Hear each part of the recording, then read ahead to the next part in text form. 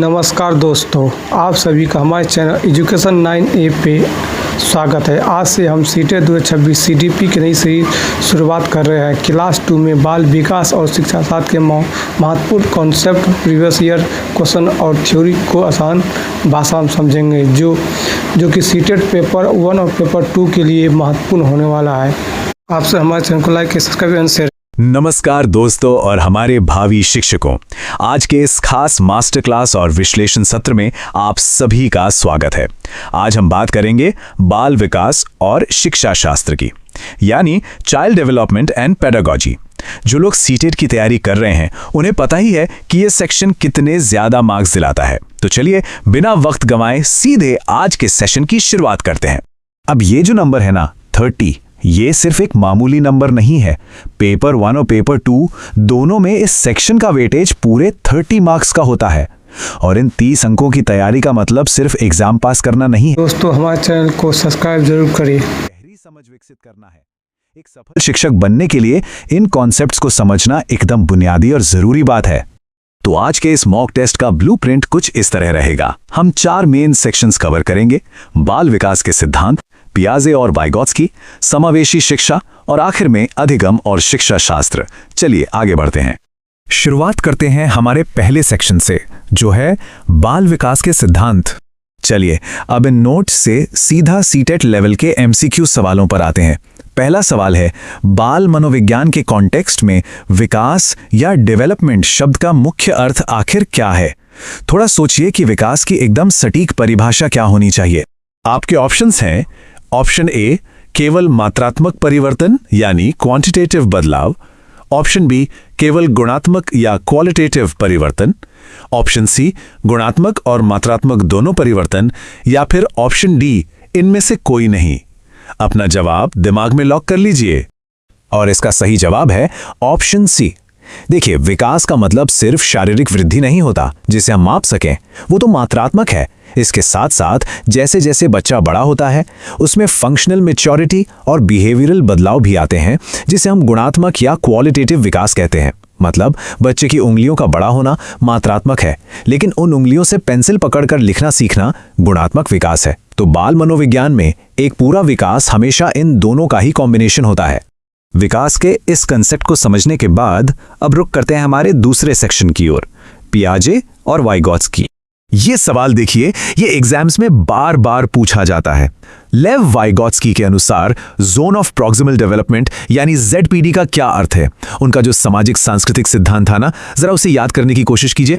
4 options हैं आपके पास। Option A, जो बच्चा अकेले कर सकता है। ऑप्शन बी, जो बच्चा बिल्कुल नहीं कर सकता। ऑप्शन सी, जो बच्चा किसी की मदद से कर सकता है। या फिर ऑप्शन डी, जो बच्चा एकदम अकेले आइसोलेशन में करता है। क्या लगता है आपको? बिल्कुल सही जवाब है ऑप्शन सी। ZPD असल में एक लर्निंग गैप है। मतलब एक बच्चा खुद से बिना किसी मदद के क्या कर सकता है और किसी बड़े या दोस्त के सपोर्ट से, जिसे हम स्कैफोल्डिंग कहते हैं, वो क्या अचीव कर सकता है। इन दोनों के बीच का जो गैप है ना, वही ZPD है। जैसे साइकिल चलाते वक्त कोई पीछे से पकड़ ले, असली लर्निंग इसी सपोर्टेड गैप में होती है। चलिए वाइगॉत्स्की से आगे बढ़ते हुए जीन पियाजे की तरफ चलते हैं।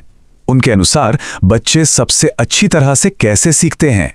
ऑप्शंस देखते हैं। ऑप्शन ए, बस चुपचाप निष्क्रिय होकर सुनने से। ऑप्शन बी, रट्टा मारने से। ऑप्शन सी, अपने पर्यावरण के साथ सक्रिय रूप से इंटरैक्ट करने से। या ऑप्शन डी, कठोर सजा के जरिए। मुझे पता है आप सबने सही गैस किया है। सही जवाब है ऑप्शन सी। पियाजे मानते थे कि बच्चे ज्ञान के एक्टिव बिल्डर्स होते हैं। वो उन्हें नन्हे वैज्ञानिक कहते थे। रटने या पैसिव होकर सिर्फ सुनने से कुछ नहीं होता। बच्चे अपने आसपास के माहौल से जुड़कर खोजबीन करके ही सबसे अच्छा सीखते हैं। इसीलिए एक अच्छी क्लास वो है जहां बच्चों को खुद से काम करने की पूरी आजादी मिले। इसी के साथ अब आते हैं सेक्शन 3 की तरफ, जो है समावेशी शिक्षा यानी इंक्लूसिव एजुकेशन। एक बहुत ही सीधा लेकिन जरूरी सवाल, समावेशी शिक्षा का मूल अर्थ क्या है? इसका कोर मीनिंग क्या है? ऑप्शंस कुछ इस तरह हैं। ए, विशेष आवश्यकता वाले बच्चों के लिए अलग स्कूल। बी, सारे मतभेदों को नजरअंदाज करते हुए सबको एक जैसी शिक्षा देना। सी, सभी बच्चों को एक साथ उनकी व्यक्तिगत जरूरतों के हिसाब से सपोर्ट देकर पढ़ाना। या डी केवल होशियार बच्चों पर ध्यान देना? सही जवाब है ऑप्शन सी। देखिए, सच्चा समावेशन या इंक्लूजन ये नहीं है कि सबको बस एक ही छत के नीचे बैठा दिया। इसका असली मतलब है हर बच्चे को मुख्य धारा की क्लास में लाना और साथ ही उसे वो खास इंडिविजुअल सपोर्ट देना जो उसे चाहिए। शिक्षा प्रणाली को यानी हमारे सिस्टम को बच्चे की जरूरतों के हिसाब से बदलना चाहिए, ना कि बच्चे को सिस्टम के हिसाब से। यही तो समावेशी शिक्षा की जान है। चलिए अब आते हैं हमारे आखिरी सेक्शन पर, अधिगम और शिक्षा शास्त्र यानी लर्निंग और पेडागोजी। एक बहुत ही प्रैक्टिकल सवाल है ये। सीखते वक्त बच्चे जो गलतियां करते हैं वो आखिर क्या दर्शाती हैं?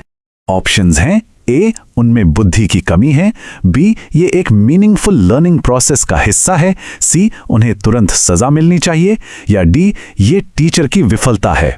एकदम सही जवाब है ऑप्शन बी। गलतियां कोई फेलियर या कमी नहीं है, ये तो अर्थपूर्ण तरीके से सीखने की प्रक्रिया का एक बहुत ही नेचुरल और जरूरी हिस्सा है।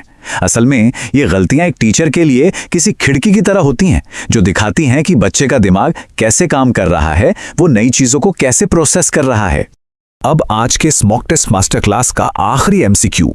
स्कूलों में फॉर्मेटिव असेसमेंट या रचनात्मक मूल्यांकन को इतना ज्यादा उपयोगी क्यों माना जाता है? चलिए ऑप्शंस देखते हैं। ए, ये केवल टर्म के एंड में होता है, बी, इसका इस्तेमाल सिर्फ सर्टिफिकेट देने के लिए होता है, सी, ये सीखने की प्रक्रिया में लगातार सुधार करता है, या डी, ये रटने को बढ़ावा देता है। चलिए इस टेस्ट का अंत एकदम सही जवाब के साथ करते हैं। और बिल्कुल करेक्ट आंसर है सी। फॉर्मेटिव असेसमेंट का मेन काम ही यही है कि सफर के दौरान ही कमियों को पहचानें और उनमें लगातार सुधार करें। ये कोई पास या फेल का ठप्पा नहीं लगाता। और जाते जाते स्क्रीन पर लिखे इस बहुत ही पावरफुल थॉट पे गौर कीजिएगा। बच्चे साथियों और वयस्कों के साथ रोजमर्रा के जुड़ाव में लगातार सीखते हैं। वाइगॉट्स्की के इस विचार को ध्यान में रखते हुए सोचिए कि आप अपनी क्लास में इसे कैसे अप्लाई करेंगे। इस मास्टर क्लास में जुड़ने के लिए बहुत बहुत शुक्रिया और आपके आने वाले एग्जाम्स के लिए ऑल द बेस्ट। अगर वीडियो पसंद आए हो तो लाइक शेयर करें और सब्सक्राइब जरूर करें।